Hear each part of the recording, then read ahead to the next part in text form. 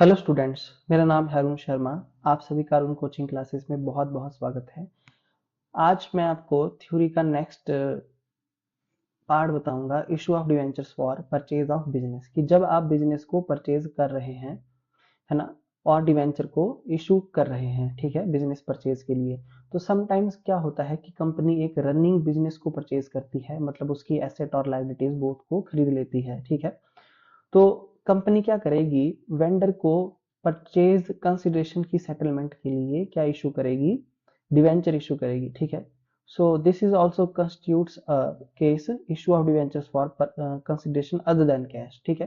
Cash पे नहीं कर रहे हैं, उसको क्या पे किया जा रहा है यहाँ पे, उसको मतलब डिवेंचर इशू किए जा रहे हैं। तो उसकी थ्री सिचुएशन बनती है। पहली सिचुएशन है when purchase consideration is equal to net asset, मतलब, है ना, कि देखिए यहाँ पे मैं आपको लिख देता हूँ कि हमारी परचेज कंसिडरेशन जो है वो नेट एसेट के बराबर है, ठीक है।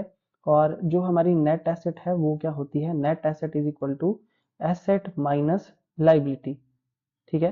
एसेट माइनस लाइबिलिटी, है ना, is equal to net asset. तो सन्ड्री एसेट, जैसे कि मैं आपको बता रहा हूँ यहाँ पे, देखिए सन्ड्री एसेट हमारी 5 लाख की है, ओके। और हमारी सपोज करिए यहाँ पे सन्ड्री लाइबिलिटी जो है वो 3 लाख की है, ठीक है। और यहाँ पे जो परचेज कंसिडरेशन आपके पास क्वेश्चन में दी होगी वो 2 लाख की है, तो दो हम यहाँ पे लिख देंगे। तो आप देख सकते हैं कि डेबिट और क्रेडिट साइड का जो टोटल है हमारे पास वो 5 लाख बन रहा है, ठीक है। तो इस केस में क्या है हमारे पास कि एसेट माइनस लाइबिलिटी की वैल्यू 5 लाख माइनस 3 लाख की जो वैल्यू है, 5 - 3 लाख की वैल्यू वो 2 लाख के बराबर है, और 2 लाख ही हमारी परचेज कंसिडरेशन है। ये ऐसा केस है, ठीक है। तो उस केस में एंट्री होगी sundry asset debit to sundry liabilities to vendors account, है ना, being purchase of business from the vendor company. हो सकता है देखिए क्वेश्चन में आपके पास वेंडर कंपनी का नाम दिया हो तो नाम क्रेडिट होगा फिर, ओके। ये था हमारा पहला केस जिसमें परचेज कंसिडरेशन नेट एसेट के बराबर है। दूसरा केस है जी, purchase consideration is more than net asset, मतलब आपकी जो परचेज कंसिडरेशन है वो ज्यादा है और जो है वो नेट एसेट जो है वो कम है, ठीक है। तो यहाँ पे क्या बोला गया है कि जो नेट एसेट है उसका फॉर्मूला है sundry asset taken minus sundry liability, ठीक है। इसको लिख दीजिए आप, केसेस को भी, और ये फॉर्मूला सब कुछ एंट्रीज वगैरह। और देखिए इन केस अगर आपका परचेज कंसिडरेशन ज्यादा है और नेट एसेट कम है, तो purchase consideration minus net asset is equal to goodwill, ठीक है। फॉर्मूले से मैं आपको लिखा देता हूँ यहाँ पे, देखिए कि पीसी परचेज कंसिडरेशन, है ना, minus net asset is equal to good goodwill, यहाँ पे दिया भी गया है, ठीक है। तो सपोज करिए ये आपकी एंट्री बनेगी सन्ड्री एसेट, जैसे मैंने यहाँ पे डेबिट कर लिए कितने, 5 लाख के, ओके। सन्ड्री लाइबिलिटी जो है मैंने यहाँ पे लिख दी कितनी, क्रेडिट में 3 लाख की, ठीक है। ध्यान से देख लीजिए बच्चों। उसके बाद यहाँ पे जो वेंडर कंपनी है उसमें कितना अमाउंट मैंने लिख दिया, उसमें मैंने लिख दिया 3 लाख का। मतलब इस केस में जो परचेज कंसिडरेशन है वो कितने की है, 3 लाख की, और ऊपर वाले केस में 2 लाख की थी। तो देखिए क्रेडिट साइड का टोटल आपका ज्यादा आ रहा है, कितना, 6 लाख। तो 1 लाख का जो डिफरेंस है वो कहाँ चला जाएगा, गुडविल अकाउंट में डेबिट हो जाएगा। मतलब आपकी अगर डेबिट साइड कम आती है ना, तो डिफरेंस आएगा गुडविल, ठीक है। पहले केस में तो डेबिट और क्रेडिट बराबर थी, पर इस केस में जो है आपकी डेबिट साइड शॉर्ट है, तो उसका डिफरेंस आएगा गुडविल अकाउंट में डेबिट होगा, ठीक है, 1 लाख। तो being purchase of business from vendor company, I hope आपको ये बात जो है वो समझ में आ गई होगी। इस केस में हमारी परचेज कंसिडरेशन 3 लाख ज्यादा है, और net asset 5 lakh minus 3 lakh जो लाइबिलिटी है वो 2 लाख आ रहा है, ठीक है। ओके जी। तो ये केस था आपका, है ना। और आप इस नरेशन को यहाँ से नोट डाउन कर लीजिए, और जो बातें मैं एक्स्ट्रा बता रहा हूँ उसको भी लिखते जाइए।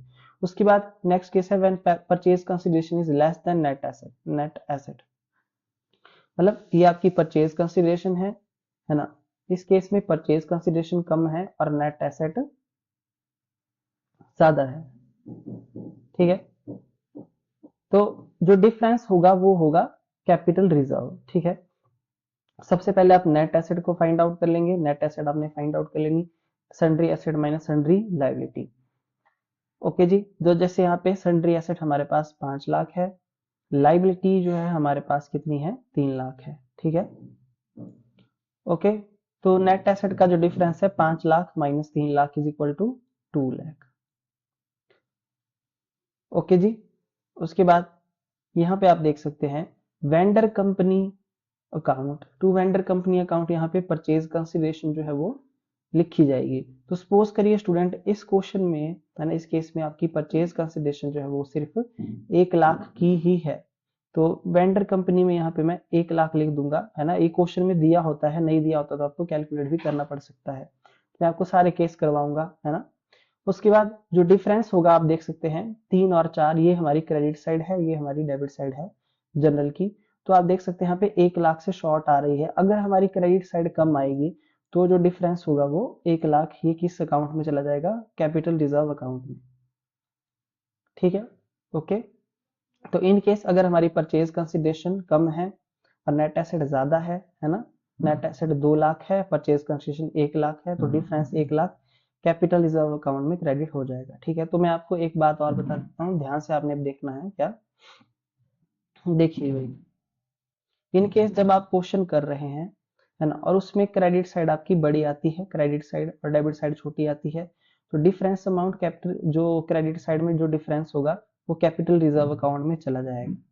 ठीक है, नरेशन अब लिख देंगे be business purchase from vendor company. In case जो दूसरा केस था उसमें अगर आपकी जो डेबिट साइड है, ये वाली डेबिट साइड वो ज्यादा है, और सॉरी उल्टा मैंने बोल दिया कि जो आपकी क्रेडिट साइड है वो ज्यादा है, क्रेडिट साइड ये आपकी क्रेडिट साइड है ना, ये 3 लाख और 3 लाख 6 लाख।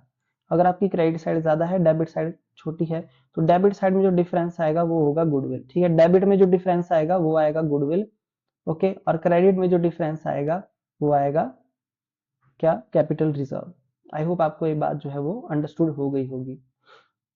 यहाँ पे बोला गया है नेक्स्ट, क्या नोट दिया गया है कि purchase consideration is the amount between amount agree to paid to the vendor. ठीक है, ये अमाउंट वो अमाउंट है जो हमने वेंडर को पे करना है, वो है परचेज कंसिडरेशन, है ना, by the purchasing company for purchase of business. हमने बिजनेस परचेज किया और जो पैसा हम वेंडर को पे करेंगे, है ना, वो क्या है, purchase consideration. Generally it is given in the question, देखिए ये दिया होता है क्वेश्चन में, otherwise it is equal to net asset, है ना, net asset value of sundry asset, है ना, net asset minus agreed value of sundry sundry liability. देखिए यहाँ पे क्या बोला गया है, ध्यान से देख लीजिए।